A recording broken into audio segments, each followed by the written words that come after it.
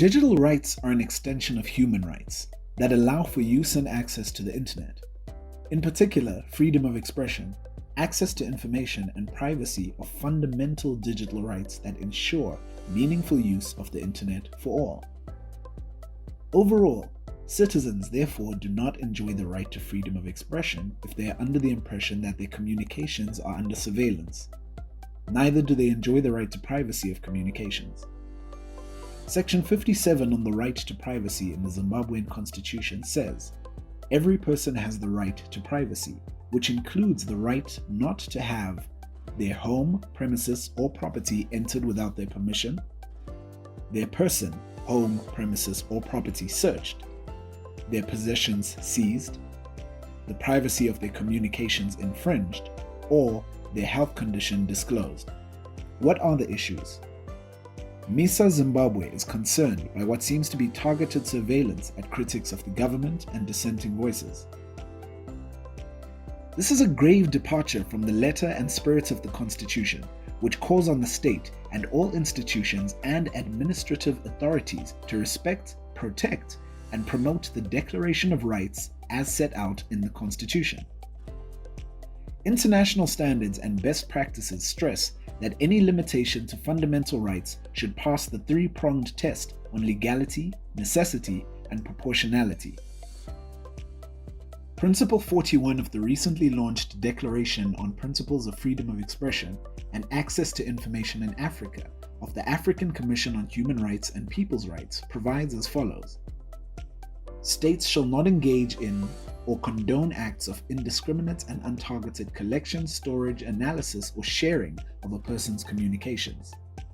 States shall only engage in targeted communication surveillance that is authorized by law, that conforms to international human rights laws and standards, and that is premised on specific and reasonable suspicion that a serious crime has been or is being carried out for any other legitimate aim.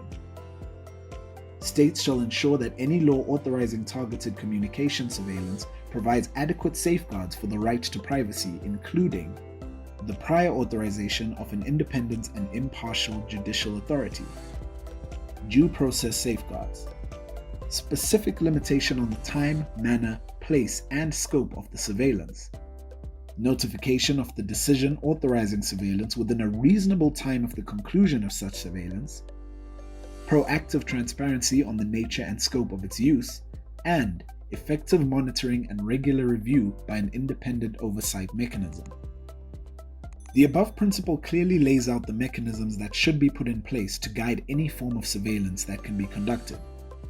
The Interception of Communications Act 2007, which regulates the interception of communications including telephonic communications, postal telecommunications, as well as internet-based communications in Zimbabwe, should be aligned to the Constitution.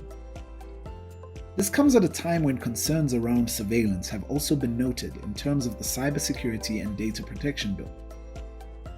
The bill proposes to impose 3 roles under the Postal and Telecommunications Regulatory Authority of Zimbabwe, being that it remains as the telecommunications regulator and also becomes the Cybersecurity Center and Data Protection Authority.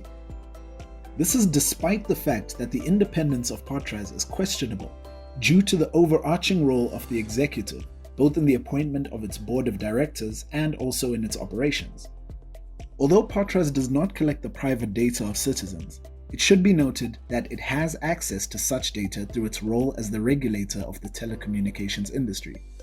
This raises genuine and plausible concerns on the protection and privacy of the data that is in the hands of mobile network operators.